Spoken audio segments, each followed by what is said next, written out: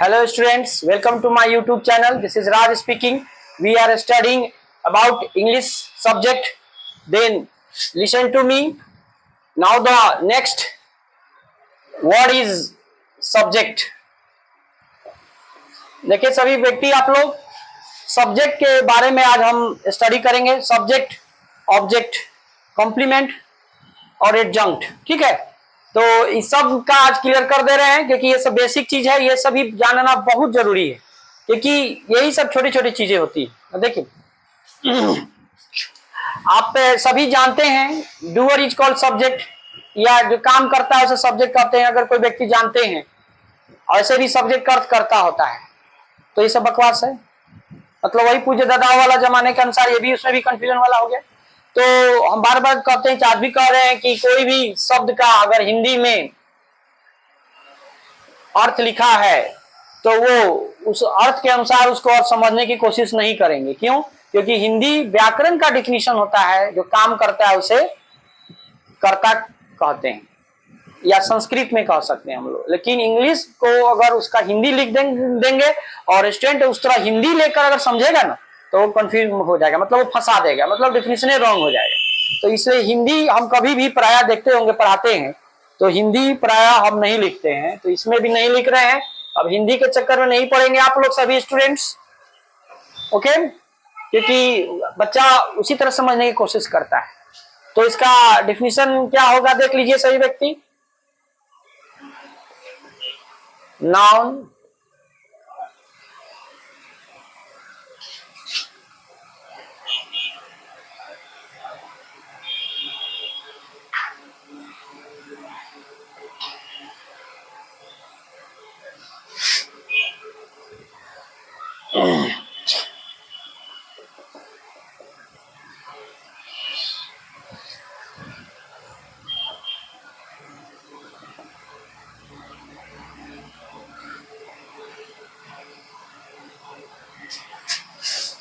देखिए सभी स्टूडेंट्स, लिखा है मैंने noun, pronoun, noun equivalent that are discussed और कंसीडर्ड इज कॉल्ड, और कंसीडर्ड इन द सेंटेंस लिखिए, इन द सेंटेंस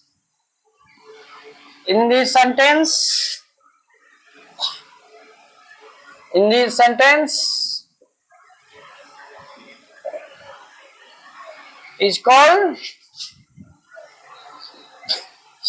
सब्जेक्ट। अब देखिए सही बच्चे आप लोग, देखिए नाउन हो, प्रोनाउन हो, या नाउन के तुल्य हो, इक्विवेलेंट मतलब तुल्य समान, जो वाक्य में विचार किया जाता है या चर्चा किया जाता है, सब्जेक्ट कहलाता है। ये अच्छा है परिभाषा, या इस तरह कह सकते हैं, to find subject we put who before the verb, मतलब सब्जेक्ट को ज्ञात करने के लिए हम लोग वर्ब के पहले हु लगाते हैं। मतलब हु का जो आंसर होगा उसे हम लोग क्या कहते हैं? सब्जेक्ट कहते हैं। तो इस तरह भी समझ में आ गया। तो इसका एग्जांपल देखिए, ठीक है, तो देखिए सही बच्चे आप लोग, ही इज थीप। तो इस एग्जाम्पल में ही के बारे में डिस्कशन हो रहा है, चर्चा हो रहा है, या कंसीडर हो रहा है। तो ये क्या है बोल रहे हैं हम? वह चोर है, तो वह क्या कहलाएगा? उसके बारे में कुछ चर्चा हो रहा है, तो यहां पर यह सब्जेक्ट हो जाएगा। और दूसरा एग्जाम्पल देखिए, आई ईट फिश, मैं मछली खाता हूं, तो इसमें यह क्या कहला रहा है? इसके बारे में चर्चा हो रहा है, तो यहां पर यह क्या कहलाएगा? सब्जेक्ट हो जाएगा। क्या कहलाएगा? सब्जेक्ट हो जाएगा। तो और दूसरा देखिए, Javed plays tennis, Javed plays tennis, Javed plays tennis, तो यहां पर जावेद टेनिस खेलता है, तो ये जावेद क्या कहलाएगा? ये सब्जेक्ट हो जाएगा। क्यों? क्योंकि इसका चर्चा हो रहा है इस वाक्य में। इसमें ही के बारे में डिस्कशन हो रहा था कि वह चोर है, मैं मछली खाता हूं, इसके बारे में डिस्कशन हो रहा है, चर्चा हो रहा है। तो इसमें क्या है? आपका नेम है, तो नाउन हो गया, और इस दोनों वाक्य में ये प्रोनाउन हो गया। अब नाउन इक्विवेलेंट मतलब नाउन के समान तुल्य कौन हो सकता है? तो देखिए सभी बच्चे आप लोग, जैसे कि देखिए, स्मोकिंग इज इंजूरियस, सिगरेट पीना हानिकारक है। तो यहां पर यह नाउन इक्विवेलेंट हो जाएगा। ये क्या कहलाएगा आपका? Noun equivalent. इसे वर्ब से बना नाउन है, इसलिए इसको हम लोग वर्बल नाउन भी कह सकते हैं। ठीक है, वर्बल नाउन। तो सिगरेट पीना हानिकारक है, तो सिगरेट पीना हम बार बार बोलते हैं कि सब्जेक्ट या तो नाउन होगा, नहीं तो प्रोनाउन होगा, नहीं तो नाउन के इक्विवेलेंट होगा। ठीक है, और देखिए एग्जांपल, जैसे to walk is good for health या walking is good for health, दोनों बात एक ही है। इसको भी लिख सकते हैं टू स्मोक इज इंजूरियस, क्या स्मोकिंग इज इंजूरियस, मतलब दोनों शब्द का सेंस वही है।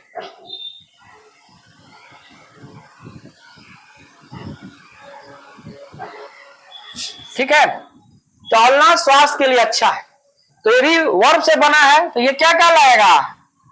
वर्ब से बना है, तो वर्बल नाउन, या इसको इन्फिनिटिव भी बोलते हैं। और ये आपका, इसको हम लोग क्या बोलते हैं?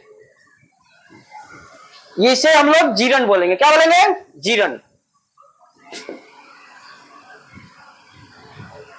तो ये भी वर्ब से बना है, तो इसको हम लोग वर्बल नाउन बनेंगे, मतलब ये नाउन के इक्विवेलेंट हो गया। नाउन के क्या हो गया बोलिए? इक्विवेलेंट हो गया। अब आप कह सकते हैं कि किसका नाम हो सकता है, वही तो समझाना मेन टफ काम है, क्योंकि नाम का मतलब आप बोले हुए थे नाउन है, तो ये जो सिगरेट पीना हुआ, यहाँ पर टहलना हुआ, ये चाहे सिगरेट पीना या यहाँ पर ये बोले हम टहलना, तो लग रहा है कि एक्शन है, वर्ब से बना है, तो आप यहाँ पर नाउन इसको क्यों कह रहे हैं, वर्बल नाउन क्यों कह रहे हैं?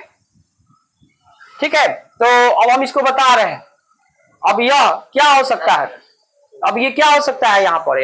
ये दोनों जो हम बोले हैं, ये क्या है? सिगरेट पीना है, क्या हो सकता है? एक अवगुण का नाम हो सकता है, आप इस तरह इसको समझें। और ये क्या है? टहलना एक गुण का नाम हो सकता है, टहलना एक क्या हो सकता है? गुण का नाम हो सकता है। तो आप कह सकते हैं कि नहीं, कि टहलना में तो मेहनत लगता है, टहलना में क्या लगता है? मेहनत लगता है। तो यहाँ पर चाहे सिगरेट पीना, इस सब में तो मेहनत लगता है, तो उसको आपको एक्शन करना चाहिए। आप इसे वो नाउन की तरह क्यों बोल रहे हैं? तो हम बोलेंगे, देखिए हम बार बार बोलते हैं कि मेन फंक्शन होता है, लग रहा है कि ये वर्ब है, लेकिन इसमें यहाँ पर ये इसका एक्टिंग बदल गया। जैसे बार बार हम बोलते हैं फंक्शन मेन होता है, तो यहाँ पर इसका फंक्शन बदल गया। ठीक है, तो ये फंक्शन बदल गया, मतलब ये इसके गुण, या और एक दूसरे एग्जांपल में अवगुण का नाम का बोध करा रहा है। लग रहा है कि ये वर्ब है, लेकिन ये वर्ब ने यहाँ पर एक्टिंग नहीं कर रहा है, वर्ब से बना नाउन हो गया, इसलिए इसको नाउन इक्विवेलेंट या वर्बल नाउन बोलते हैं। ठीक है, तो यही हो गया आपका सब्जेक्ट, मतलब ये वर्बल नाउन है। और हम जानते हैं कि ये वर्बल नाउन हो या नाउन इक्विवेलेंट इसको बोल सकते हैं, तो उसे ही हम लोग क्या कहते हैं? सब्जेक्ट कहते हैं। और इसमें इस वाक्य में इसी की चर्चा की जा रही है, तो यह सब्जेक्ट हो गया, इस वाक्य में ये हो गया, और इस वाक्य में यह सब्जेक्ट हो जाएगा। तो ये सब्जेक्ट हो गया, तो हम समझ गए कि भाई या तो नाउन होगा, नहीं तो प्रोनाउन होगा, और नहीं तो क्या होगा बोलिए? क्या कहलाएगा? नाउन इक्विवेलेंट होगा। क्या हो जाएगा? नाउन इक्विवेलेंट होगा। तो इस प्रकार ये सब्जेक्ट समझ में आ गया। ठीक है, तो सब्जेक्ट के बाद अब हम थोड़ी देर में ऑब्जेक्ट को पढ़ेंगे, तो अभी क्लास ओवर नहीं हो रहा है, तो आइए तो चलिए स्टूडेंट्स देखते हैं। अब नेक्स्ट है हमारा ऑब्जेक्ट। इसका डिफिनेशन नोट कर ले आप लोग, दिखाएंगे तो थोड़ा टाइम वेस्ट हो जाता है। देखिए, the word on which the action is applied is called object. ठीक है, या इसी चीज को आप कह सकते हैं, to find the object we put whom और what before the verb. Okay, तो यहां देखिए, इसका हिंदी में लिख लीजिए फिर।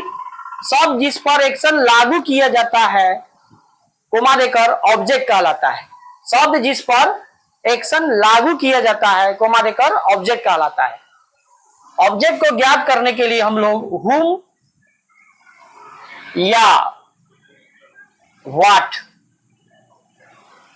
वाक में वर्ब के पहले रखते हैं, और वर्ब इसमें याद रखिएगा एक्शन होना चाहिए। क्या होना चाहिए? वर्ब 3 प्रकार से बताए थे, action, state of being and position के रूप में इसका डेफिनेशन हमने डिफाइन किया था। इसमें वर्ब एक्शन होगा और उसके पहले हुम या व्हाट लगा देंगे, ठीक है।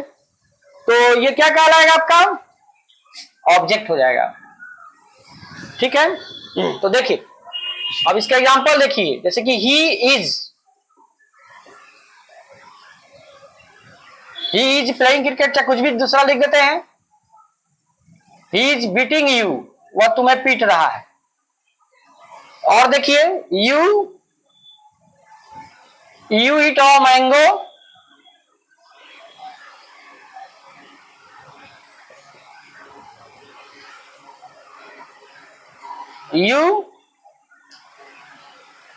you give me a pen,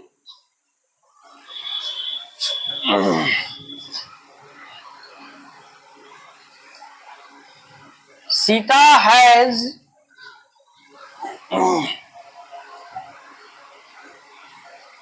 written a letter,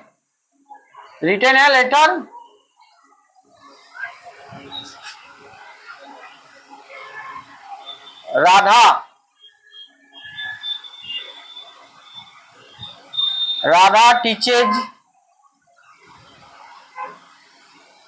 you। तो देखिए सभी स्टूडेंट्स, इसमें हमने बोला कि शब्द जिस पर एक्शन अप्लाई किया जाता है, शब्द जिस पर एक्शन लागू किया जाता है, या वर्ब के पहले हुम या व्हाट लगा देते हैं। हुम का मतलब किसको और व्हाट का मतलब क्या होता है। मतलब अगर इसका आंसर आ जाए तो उसे हम लोग क्या कहते हैं? ऑब्जेक्ट कहते हैं। तो इसमें कोई बोले कि वर्ब कौन है, तो इसमें दोनों वर्ब हो जाएगा। इज बीटिंग, पीट रहा है। जैसे सभी बच्चे देखें आप लोग, खाना से क्या बन सकता है? खाता है, खा रहा है, खाया है, खाओ, माने कुछ भी लिख सकते हैं। खा रहा था, खाएगा, खा चुकेगा। तो इसका मूल नाम एक्शन है। मूल नाम क्या है बोलो? एक्शन है।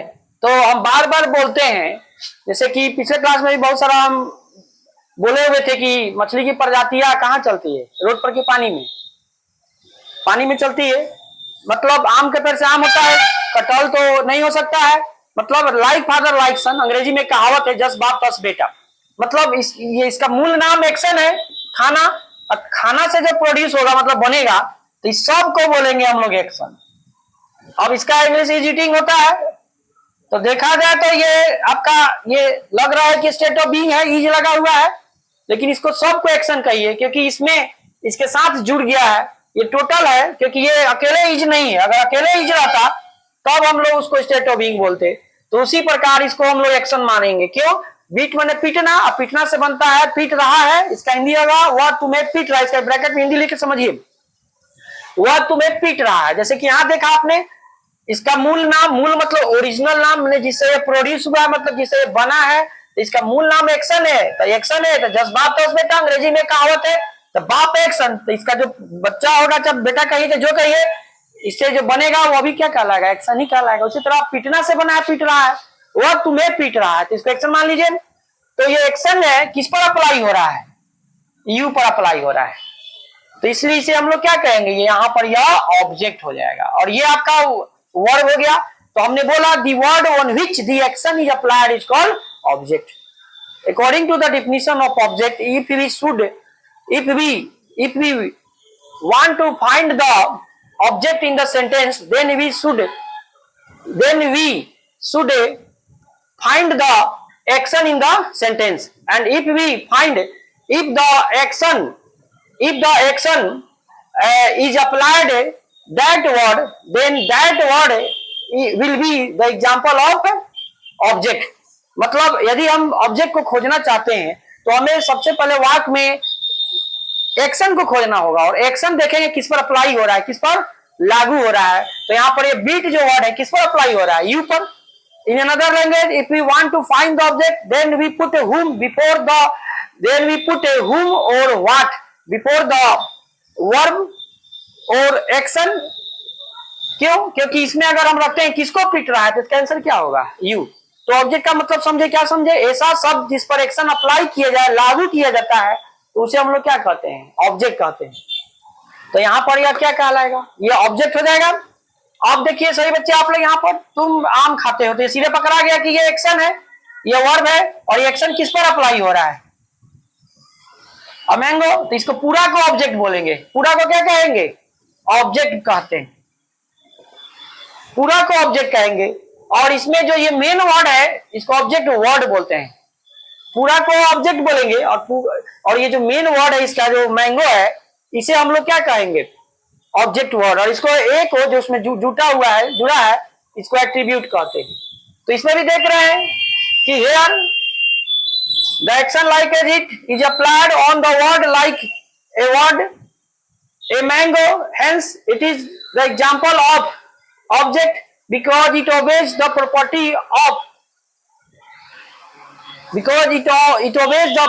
of object.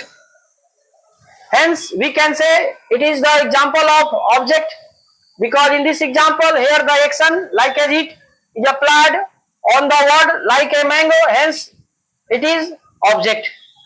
And in this object the main word is mango, hence it is object word, and the rest word is known as attribute.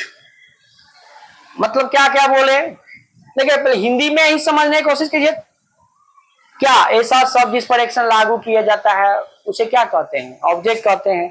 Object खोजने के लिए क्या बताया कि वर्ब के पहले, मतलब वर्ब एक्शन की तरह होना चाहिए, और एक्शन के पहले अगर हुम लगा देंगे तो जो आंसर बनता है उसे क्या कहते हैं? उसे हम लोग ऑब्जेक्ट कहते हैं।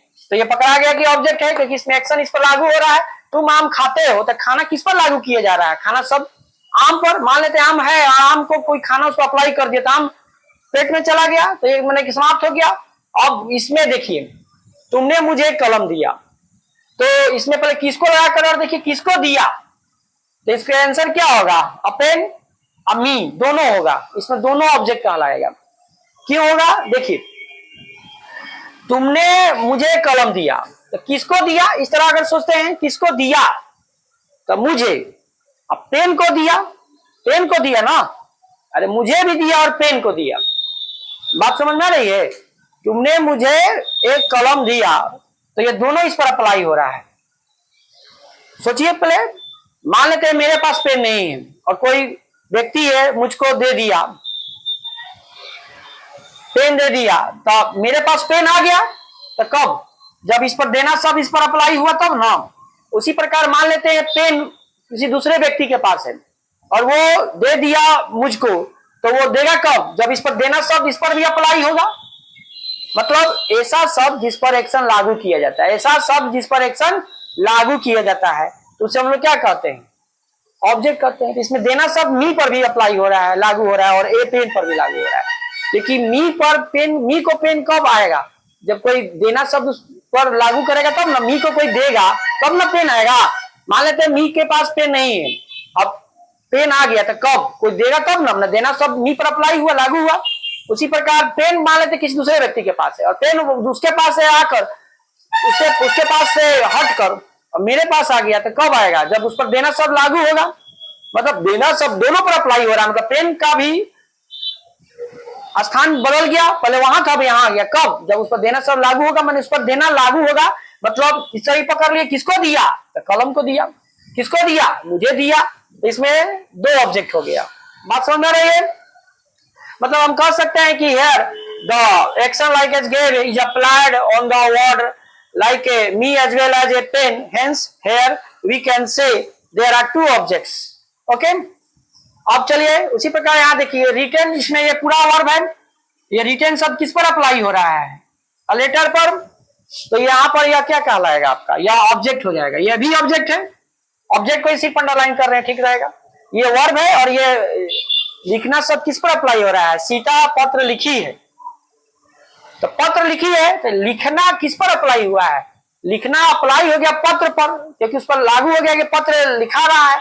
तो ये क्या कहलाएगा? ये ऑब्जेक्ट हो जाएगा। राधा तुम्हें पढ़ाती है, तो टीचर शब्द किस पर अप्लाई हो रहा है? यू पर। तो इसलिए ये भी, ये क्या कहलाएगा आपका? ये ऑब्जेक्ट हो जाएगा। इस तरह सोचिए, whom टीचर, क्या राधा टीचर whom, राधा किसको पढ़ाती है, तो आंसर क्या कहलाएगा, यू कहलाएगा।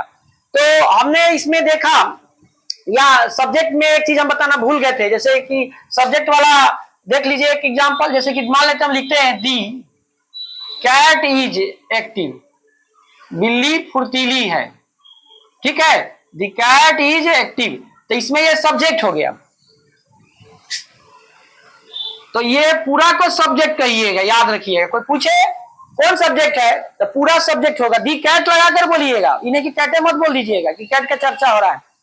और इसको बोलते हैं सब्जेक्ट वर्ड, इसको क्या बोलते हैं, और इसके पहले जो भी लगा रहे मेन वर्ड सब्जेक्ट के, जो सब्जेक्ट का जो मेन वर्ड होता है उसके पहले ए एंड डी चाहे कुछ भी लगा रहे तो उसको एट्रीब्यूट बोलते हैं। क्या बोलते हैं, एट्रीब्यूट। उसी प्रकार जैसे कि इस एग्जांपल में हमने बोला ऑब्जेक्ट कोई पूछे इस एग्जांपल में तो पूरा को ऑब्जेक्ट कहिएगा, और मैंगो, इन्हें की मैंगो मत बोल दीजिएगा, ये भी बहुत बड़ा पॉइंट है। अच्छा आदमी से पूछेगा तो मैंगो बोलता है, गलत है, और मैंगो होगा।